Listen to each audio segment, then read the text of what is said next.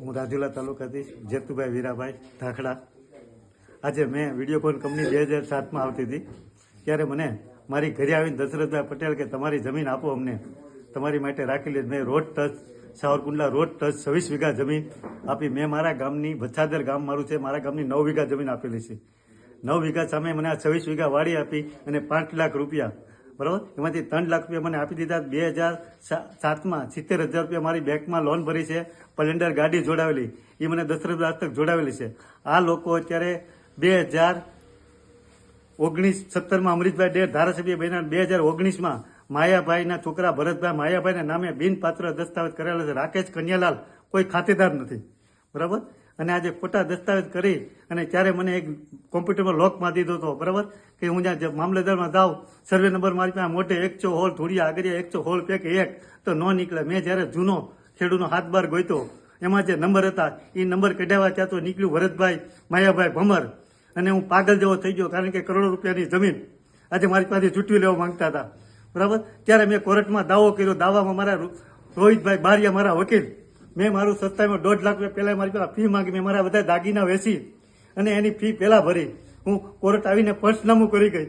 Court પંચનામું કરી ગઈ ત્યારે પંચનામા મારા 5 સાક્ષી અને મેન સાક્ષી બાલુભાઈ બચુભાઈ એ પણ પંચનામામાં હાજર હતા, બરાબર. બીજેથી કોર્ટની મુદત પડી, ત્યાં પણ બાલુભાઈ બચુભાઈ આવ્યા. બાલુભાઈ બચુભાઈ કીધું અમે દશરથભાઈ આપી, દશરથભાઈ કબજો જેતુભાઈને આપ્યો.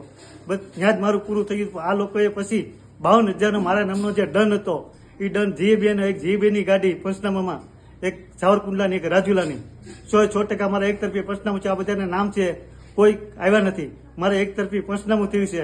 હાલ અત્યારે આ લોકો કોઈ નામ લેતા નથી, પણ આ જે કરોડો રૂપિયાની જમીન મારી પાસેથી માયાભાઈ ને અમરીશભાઈ આવા કૃત્યો કરી અને હું આનો માલિક બનવા નથી દેતા, બરાબર.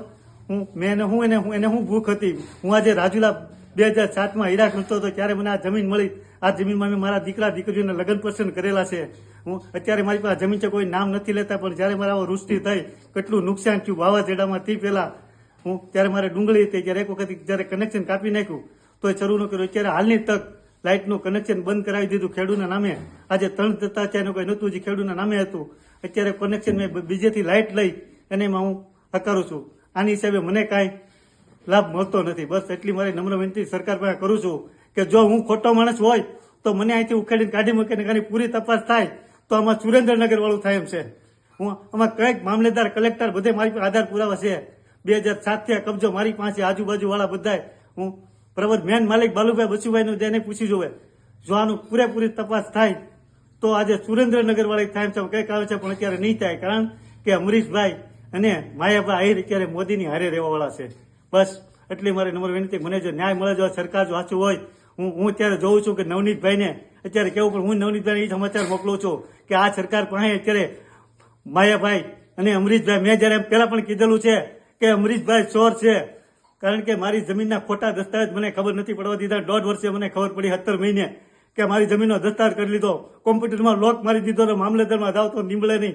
જ્યારે જૂનો ખેડૂતનો મેં હાથ બાર ગોઈતો ત્યારે એમાંથી નંબર હતા, ત્યારે હાથ બાર નીકળ્યા, ત્યારે મને ખબર પડી કે વાહ ભાઈ વાહ, જેટલા સારા દેખાય છે એવા જ ઉજળા દેખાય છે. હું અત્યારે હું જોઉં છું કેવો માણસ છું. આજે મેં એક વાત સાંભળીમાં કે એક છોકરાનું જો ખૂન થઈ ગયું હોય, બરાબર, આ નવનીતભાઈને સામું ભાળે છે. આનું કેટલું ગંદુ છે આ રાજકારણ. બસ મારે ન્યાય જોવા ગમે, બરાબર. જો હું ખોટો હોય તો આજે 10 કરોડની જમીન કહેવાય તો મને લાટ મારીને કાઢી મૂકે. એટલે હું મોદી પાસે અપેક્ષા રાખું છું. બસ તમે આવા મોદી સાહેબને એટલી વિનંતી કરું કે આવા જ ખોટા માણસો તમે ભેગા કરેલા છે. હાલો ભાઈ, જય માતાજી.